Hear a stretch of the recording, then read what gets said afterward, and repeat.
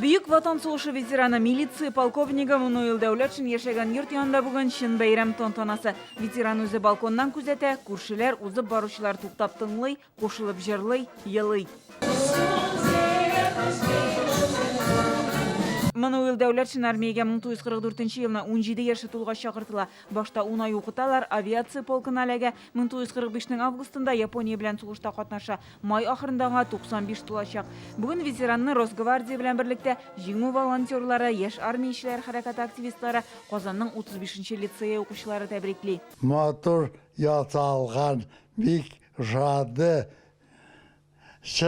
Шын күңелдән. Ветеранның да күршеләренең дә күңеле булды. Бик зур рәхмәт шушы хәлләрне кадерен белеп яшьләргә, шушылай итеп эшләгәннәрегез өчен. Бик нык сөендерәсез балалар. Хотим сказать огромное спасибо всем ветеранам за их победу. За то, что отдала жизнь, чтобы мы спали хорошо.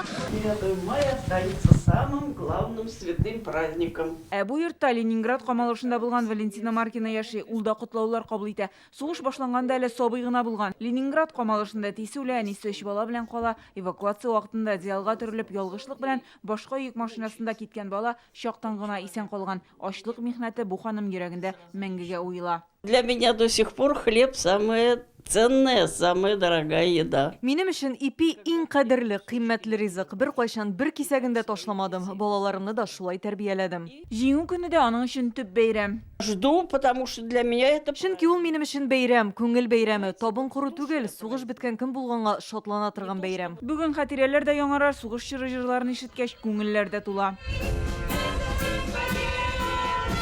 Бу чара безнең ел сайын үткәрелә. Bütün ветераннар, безнең инде ветераннар күп калмады. Шуңа күрә инде аларны онытмаска, яшьләрен дә чакырабыз, онытмаска безнең ветераннарны, безнең сугыш турында. Ветераннар бәйрәм рухы булдырганга үзләрен онытмауларына рәхмәт белдерә. 9 май көнне парадка да барырга җыеналар. Сәламәтлек булса, төп бәйрәмне калдырмаска исәп диләр. Гөлназ Сайфетдинова, Марат Зайдуллин, Яңа Гасыр каналы.